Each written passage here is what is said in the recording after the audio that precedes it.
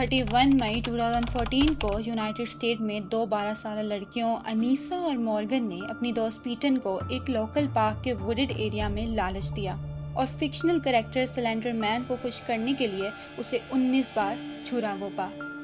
I am काइनी और आप देख रहे हैं यूनिवर्स सागा एकोस। बिना किसी देरी के लेट्स स्टार्ट द वीडियो। 31 मई 2014 को बहुत ज़्यादा जंगलों वाले डेविड्स पार्क में छुप छुपाने के खेल के दौरान अनीसा और मॉर्गन ने पीटन के बाजुओं, टांगों और धड़ पर 19 बार 13 सेंटीमीटर लंबा छुरा घोंपा।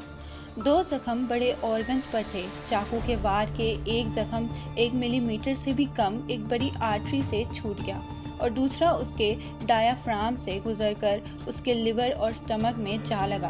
हमले के बाद अनीसा और मॉर्गन ने पीटन से कहा कि वो लेट जाए जब तक कि उन्हें मदद ना मिले, जबकि उन्होंने कोई मदद नहीं की। उसके बाद पीटन खुद को घसीटते हुए करीबी रोड पर ले गई, जहां उसे एक साइकिल सवार ने देखा, जिसने इमरजेंसी सर्विस को कॉल की। सर्जन्स ने उसके धड़ और पेट में ऑर्गन्स और टिश्यू को ठीक करने के लिए 6 घंटे तक ऑपरेशन किया। हमले के 5 घंटे बाद हमले की लोकेशन से तकरीबन 4.9 मील्स दूर अनीसा और मॉर्गन को पुलिस ने इंटरस्टेट 94 पर फर्नीचर स्टोर के करीब से पकड़ लिया। उनके पास चाकू था जो पुलिस को एक बैग से मिला। उनका कहना था कि वो 200 मील्स के फासले पर निकोल नेशनल पार्क में स्लेंडर मैन से उसके मैंशन में मिलने के लिए सफ़र कर रहे थे।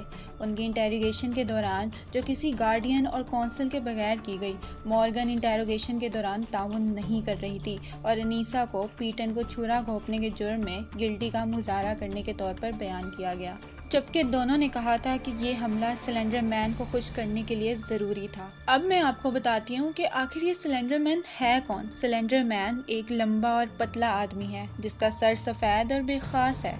उसे काले सूट, काली टाई, काले जूते और सफ़ेद कलर वाली शर्ट पहने हुए दिखाया गया। उसे बाज़ औक़ात उसकी बैक से बढ़ते हुए टेंटिकल्स के साथ दिखाया जाता है। स्लेंडर मैन अपने शिकार के लिए भूलने की बीमारी, खांसी और बेहुदा रवैये की वजह बनता था।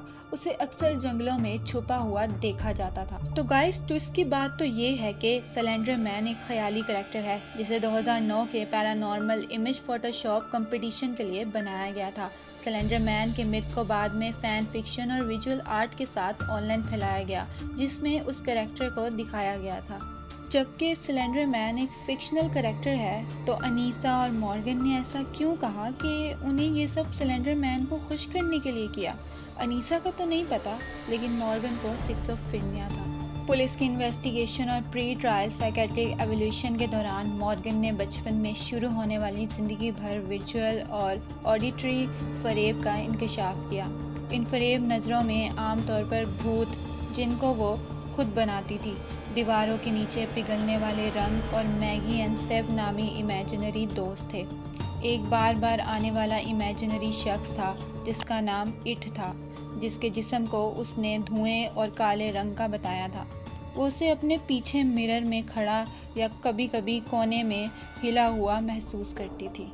मॉर्गन की गिरफ्तारी के बाद उसकी मां ने उसे फ्लोरिडी साइकोटिक कहा। करेक्शनल ऑफिसर्स ने मॉर्गन को अक्सर खुद से बात करने, बिल्ली होने के बहाने करने और चूतियों को पालतू जानवर रखने का बताया। उसने एक यूनिकॉर्न को देखने की इन्फॉर्मेशन दी और उसका ख्याल था कि वो स्लेंडर मैन और बाकी इमेजिनरी कैरेक्टर्स जैसे सेवर्स स्नैप, जो कि एक हैरी पॉटर का कैरेक्टर है, उनसे कंटिन्यूसली बातचीत करती है। और वहाँ पीटन ने हमले के 7 दिन बाद हॉस्पिटल छोड़ दिया। वो रिकवर हो गई और वो सितंबर 2014 में स्कूल वापस आई। 2014 में मॉर्गन को मेंटल हेल्थ इंस्टीट्यूट भेजा गया। 12 अक्टूबर 2014 को मॉर्गन को बचपन में सिक्सोफ्रेनिया डायग्नोस हुआ। अनीसा और मॉर्गन दोनों दिमागी बीमारी की वजह से कसूरवार नहीं पाई गई और दिमागी सेहत के इदारों से कमिटेड थे।